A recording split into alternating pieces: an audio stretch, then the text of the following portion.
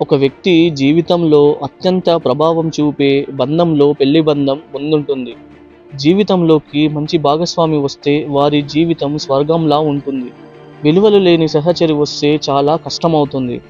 చాణక్యుడి ప్రకారం జీవిత భాగస్వామి ఎలా ఉంటే కష్టాలు తప్పదో చూద్దాం.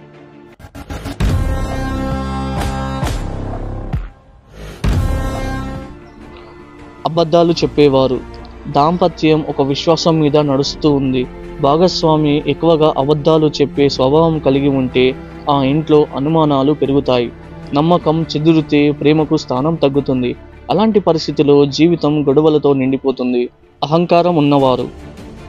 భార్యాభర్తల్లో ఏ ఒక్కరికి అహంకారం ఉన్నా అది గొడవలకు దారితీస్తుంది. అహంకారం ఉన్న వ్యక్తి భాగస్వామి భావాలకు విలువలివ్వరు.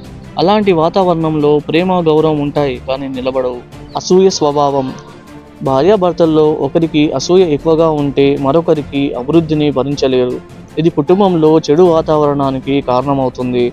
భర్త విజయాన్ని భార్య భరించలేకపోవడం, భార్య ఎదుగుదలపై భర్త అసూయపడటం వంటివి దాంపత్యంలో శాంతిని నాశనం చేస్తాయి.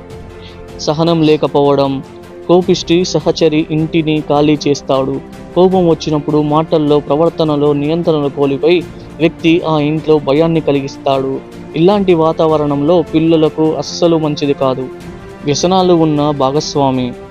చెడు అలవాట్లు ఉన్న వ్యక్తి కుటుంబంపై ఆర్థిక భారాలు, మానసిక ఒత్తిళ్లు చేస్తాడు. ప్రేమ ఉన్న భద్రత ఉండదు. పిల్లలపై చెడు ప్రభావం పడుతుంది. గౌరవం తెలియని వ్యక్తి. గౌరవం లేని ఇంట్లో శాంతి ఉండదు.